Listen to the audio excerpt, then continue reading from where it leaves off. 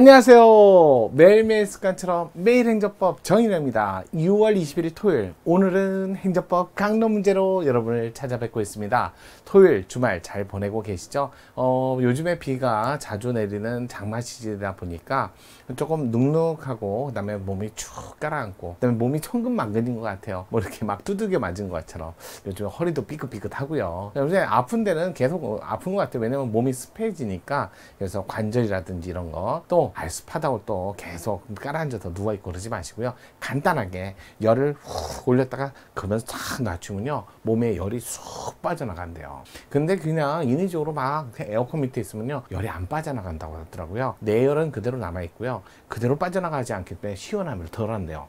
그러니까 약간 몸에 히팅을 시켜갖고, 그러면서 이제 샤워하면서 열을 쭉 내리면, 그러면 몸에 있는 잔열까지 쫙 빠지면서, 그러면서 이제 붓기도 빠지고, 그 다음에 염증도 줄어들고 한다고 하더라고요. 몸이 뜨거우면 왜 세균이 살기 좋잖아요. 그래서 몸을 좀 시원하게 만들어야 된다고 하더라고요. 제가 뭐 알겠어요. 남 거 보면 뭐 박사님들이 한 얘기하는 거죠. 자, 오늘 여러분과 함께 행정법 강론, 그렇게 어렵지 않습니다. 정보조직법 조문 문제예요. 살펴볼게요. 자, 행정기관에 관한 설명, 옳지 않은 거, 정보조직법의 행정기관. 자, 일단은 기본적인 개념만 조금 설명드리고 볼게요. 어차피 국가 또는 지방자치단체, 쟤는 법인이에요. 법인. 법인이라는 거, 법이 인정하는 인격적 주체인데, 솔직히 말해서 형이상학적인 개념이다 보니까 존재하지 않아요. 그냥 국가 본 사람이 있나요? 국기? 지도? 아니, 뭐 솔직히 말해서 대한민국을 본 사람이 어디 있어요. 그래서 형이상학적인 모임이나 단체를 대표하는 별도의 인간인데, 보이지가 않기 때문에 반드시 국가, 기관, 그 다음에 지자체, 기관, 이런 것들을 두게 되는 거죠. 지방자치단체, 기관, 이런 걸 두게 되는 거예요. 사람도 마찬가지야. 자연인. 근데 자연인은 출생하면서부터 뭐가 된다? 신체가 붙어 있어요. 손발이요. 정인형을 본 사람이 있어요. 정인형 신체에. 신체 기관을 보는 거죠. 그래서 자연인은요, 형이상학적인 어떤 주체라는 개념에, 여기도 주체라는 개념이 보이지 않기 때문에 그 주체를 위해서 활동하는, 행동하는 기관을 두는 거예요. 주체를 위해서 활동하는 신체 기관.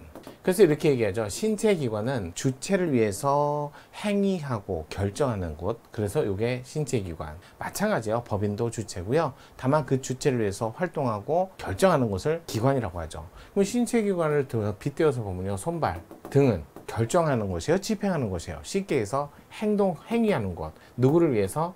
행위하는 곳. 주체를 위해서. 주체를 위하여 행위하는 기관. 그 다음에 뇌 같은 거 있잖아요. 머리.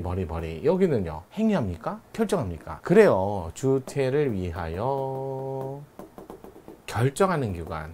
그래서 머리는 결정만 하고요, 손발은 행위만 합니다. 그런데 그러면 행위와 결정을 함께 하는 곳은, 그게 바로 영화 보면요, 옛날 만화 보면 일본 만화 중에 기생수라가 있어요.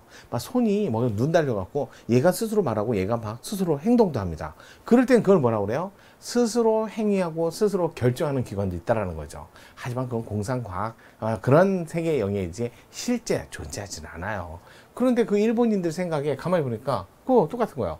국가기관, 지방자치단체 기관 두 개 있어요. 대통령, 국회, 지자체장, 지방의회. 그러면서 대통령은 뭐 하는 거? 집행, 행위하는 거. 누구를 위해서? 행정주체를 위해서. 국회는요, 여기는 마찬가지죠. 행정주체를 위해서, 여기는 결정하는 곳. 이렇게 된 거예요. 거기다가 자, 집행만 하는 게 아니라 대통령은 뭐도 한다? 결정도 하잖아요. 그리고 이상한 일이 발생하는 거예요. 우리 경찰 공무원은 뭐만 한다? 경찰 공무원은 일반적으로 집행만 해요. 집행만. 행위만 하거든요. 집행만. 스스로 행동은 안 해요. 결정은 안 해요. 그런데 그거에 비해서 대통령은 집행도 하고 결정도 하고, 국회는 결정. 마찬가지로 지방자치단체도 집행도 하고 결정하고, 지방의회는 결정만. 그렇게 누구를 위해서? 행정주체를 위해서. 그래서 이렇게 얘기하는 거죠. 행정주체를 위해서 집행만 하는 것을 우리는 따로 집행기관이라고 하고, 행정주체를 위해서 결정만 하는 것을 결정기관, 의결기관이라고 합니다. 근데 신체기관은 없는데 스스로 의사를 결정하고 외부에 표시까지 합니다. 그래서 요런 경우에는 따로 뽑았어요. 요런 경우만 따로 모아서 행정청이라고 얘기하죠. 그럼 이렇게 얘기하는 거예요. 행정청은 행정주체를 위하여 스스로 의사를 결정하고 외부의 표시도 집행도 하는 두 가지 기능을 하는 기관을 우리는 뭐라고 한다? 행정청이라고 해서, 또 이걸 뭐 약간 한자인데 이건 뭐 우리 정식 한자는 아니에요. 일본에서 만든 그냥 약식 한자죠. 요 청이라는 개념을 써요. 요 안에 되게 복잡하게 들어가 있거든요. 그래서 행정청이라는 개념을 쓸 때는 스스로 의사를 결정하고 외부에 표시하는 기관. 그냥 집행기관 그러면 의사 결정을 안 해요. 오로지 집행만. 의결기관 그러면 오로지 결정만. 이렇게 되는 거죠. 그래서 이렇게 그러면서 이제 얘기하는 거예요. 주체 중에 국가나 지자체, 걔네들은 법인 주체로서 책임지는 거. 그래서 행정기관의 행위에 대해서 최종적 책임지는 거. 그냥 최종적 행위의 결과가 귀속되는 장소, 그러면 주체라고 얘기하는 거예요. 행정주체, 행정기관. 행정기관에는 청도 있고 집행기관도 있고 그다음에 의결기관도 있고, 하지만 신체기관은 오로지 집행기관과 의결기관만 따로 나눠져 있어요. 그러니까 이런 개념 똑같이 얘기하는 거예요. 법인도 사람처럼 취급해야 되니까 그거를 정부조직법에 써놨다는 거죠. 그러면서 어떠한 기관에서 무슨 행위를 하고 어떤 일을 하는지는 그건 법률로 정해라. 그건 정부조직법에서 써 있는 거예요. 그러면서 이제 기관상 조직이 있죠. 대통령, 그 다음에 밑에 국총, 그 다음에 부총, 그 다음에 과외법통부, 정부조직법 26조에 보면 이렇게 정부의 순서, 그 다음에 대행 순서 이렇게 되어 있다는 거죠. 대통령 대행자로서 국무총리, 국무총리 대행자로서 부총리, 부총리도 제1부총리, 제2부총리, 그래서 경제부총리, 그 다음에 교육부 장관, 사회부총리 이렇게 나눠져 있다는 거죠. 이렇게 대행 순서가 순서대로 정부조직법에 쭉 편성이 되어 있고, 그런 행정기관이 어떤 권한과 어떤 행위를 하는 건지는 법률로 정해라. 그러면서 여러분 국무총리 안에 이런 거 있어요. 법제처. 옛날에 국민안전처, 그다음에 보훈처 있었는데 보훈처는 보훈부로 승격돼 버리고, 국민안전처는 결국 행정안전부로 가버리고, 그러니까 결국 국무총리 소속의 관할이 점점 줄어드는 거죠. 법제처 하나요. 그래서 한 달 정도 하시고요. 또 국무총리는 고유한 권한이 없어요. 대통령의 명을 받아 집행을 하고, 대통령의 명을 받아 행정기관이 한 행위를 취소하고, 그냥 대통령의 명을 받아 이런 말이 있기 때문에 국무총리는 자신만의 고유한 권한이 없어요. 왜냐면 대통령 민주적 정당성에서 우리가 선출하지만 국무총리를 우리가 선출을 안 해요. 그럼 대통령이 권리 시에 국무총리가 할 수 있는 일은 다음 대통령이 나올 때까지 현상 유지 역할만 하는 거예요. 민주적 정당성을 갖지 못하기 때문에. 그러니까 자꾸 이상한 얘기하면 안 되죠. 분명히 법률에 다 그렇게 돼 있는데. 자, 그래서 정부조직법상 행정기관 옳지 않은 거, 상급 행정기관, 하급 행정기관, 승인, 동의, 지시. 여기는 상급, 하급 행정기관 내부 문제잖아요.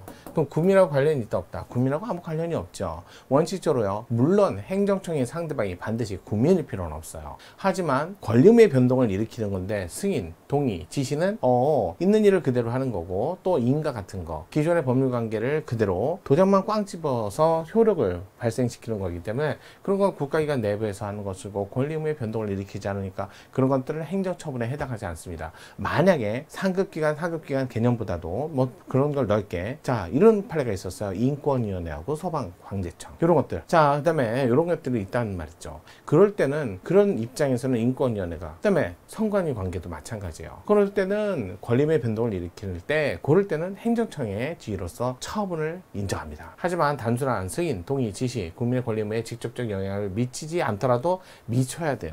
행정처분이 되려면. 1번 바로 틀린 지문이었습니다. 나머지는 법조문 그대로예요. 법제처는 국무총리 소속기관이다. 말씀드렸죠. 근데 중앙행정기관 설치 의무는 법률로 정한다. 이거 2조에 써 있어요. 각 중앙행정기관장은 소관사무를 통할하고 소속 공무원을 지휘한다. 이거 9조에 써 있는 거고요. 왜 행정기관에는 그 소관사무의 일부를 독립해서 수행할 필요가 있을 때 법률로 정한 바에 따라 행정위원회 합의제 행정기관을 둘 수 있다. 이거 7조에 써 있어요. 그래서 이렇게 갖고 조문 그대로 냈어요. 다만 이거는 기본적으로 총론만 알아도 알죠. 행정처분이라는 건 국민의 권리의무에 어떤 관계성이 있어야죠. 국민에게 장차 위협을 줄 수 있는, 지금 당장 권리의무의 변동을 주는 수익적, 침입적, 복귀적 처분성을 인정하는 개념, 이 정도는 알아두시는 게 좋을 것 같아요. 자, 오늘 행정법 강론인데요. 가볍게 출발해 봤어요. 내일도 저랑 함께 하시는 거 맞죠? 내일도 강론 문제로 찾아뵙겠습니다.